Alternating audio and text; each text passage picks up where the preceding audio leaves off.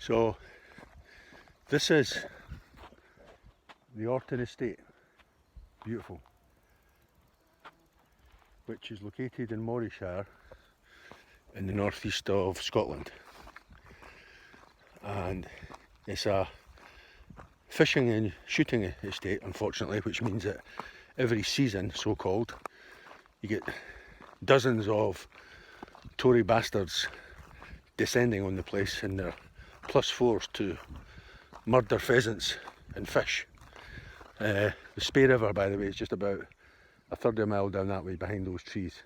It's a beautiful, beautiful river, seemingly the fastest flowing river in Europe. And as you can see, the estate is well manicured and looked after. The family that own the estate, the Miller family, I believe Peter Miller, he died about 3 years ago. He made his money in Saudi Arabia. Nice man. Investments, I don't know what he was involved in. He was a cunt anyway, I admit. A lot of derelict farmhouses here, so they obviously don't need income from farming to keep them going. They get a lot of money from, I think they have a big financial operation, stocks and shares. They have an office over by the manor house, which is a massive pile about half a mile in that direction.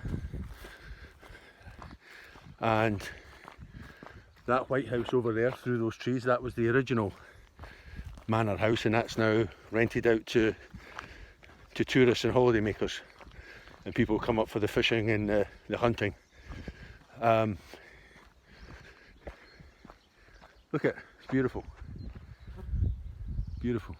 Look at that sun.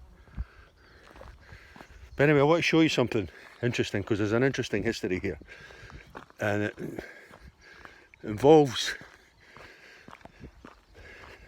this building that we're coming to now. You can see it behind these trees, just it's coming into view. That's a mausoleum.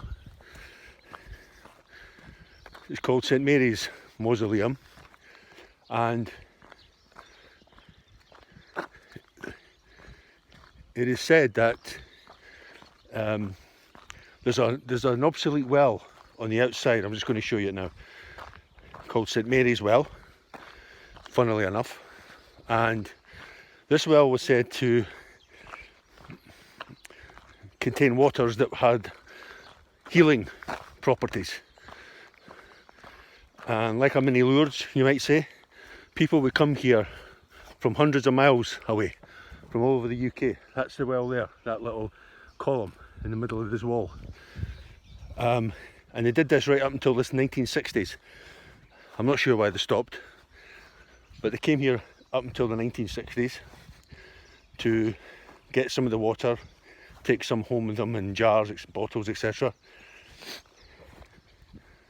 But it's now obsolete. I don't know if it was made obsolete or it became obsolete.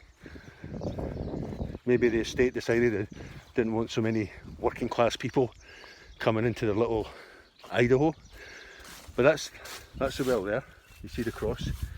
I'm assuming that cross was originally positioned here. This is where the waters would run from the Spey, I would imagine. There's loads of little tributaries around the place feeding off the Spey or feeding into the Spey. But along here, there's another little bit of interesting history. I'm fucking sweating here. And this is the resting place of Jemima Allen Norton and Bill Norton, her husband.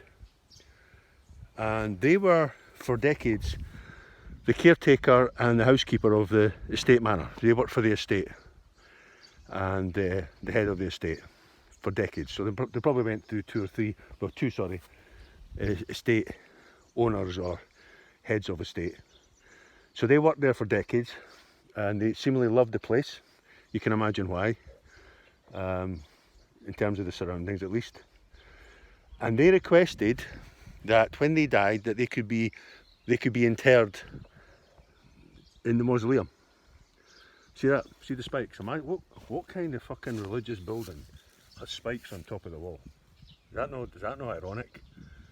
Is that not just revelatory? Look, spikes all the way around. Anyway, they asked permission to be interred inside the mausoleum because they loved the estate and they dedicated themselves to the estate and supposedly also the family. And they were denied. They were told no, they could not. They could not have their ashes or their bodies interred inside the mausoleum because that's only for the family, the Miller family. So they were allowed to have their ashes interred. I'm assuming this is their ashes. I'm hoping I'm standing on their fucking butt. That's their ashes. Outside on the wall. Does that not say everything about the state of it? I mean, fucking hell. How sad is that? That's all you need to know about the class system.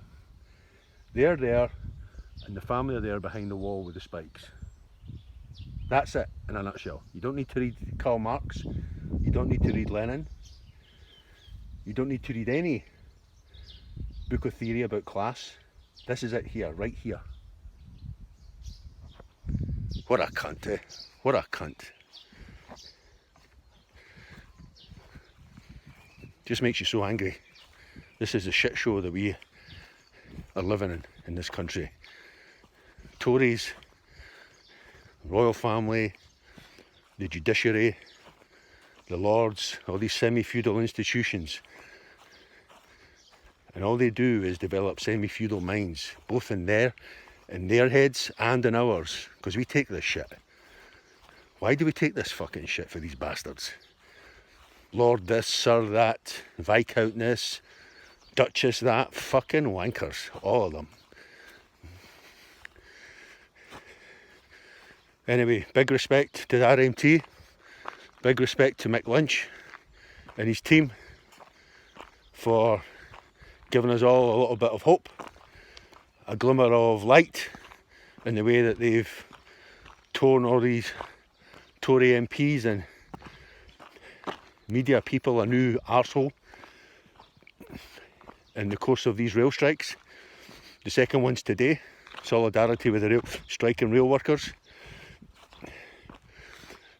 Anyway, I just thought I'd share a few thoughts on my walk. Here we are. I mean, what a waste of a building that is. I mean, that could be converted into accommodation, or, you know, that could be converted into a kind of leisure centre. I mean, working class kids from all inner cities and housing schemes and estates could come up here and experience nature and the countryside. But no, they'd rather have it fucking derelict, the cunts. So anyway, on my walk, I'm sweating, as you can see. I went for a run yesterday, by the way. It was fucking hard as fuck. So today I'm just walking because my knees are sore. And wending my way back to the cottage I'm staying at. So, there again is the original house. It's not a bad house, eh? I think there's people there just now, actually. I saw a couple of cars. And there's a little lake. So that was the original state house or manor house, whatever the wankers call it nowadays. Upstairs, downstairs and all that. Anyway, I'll let you go. Have a good one. Bye bye.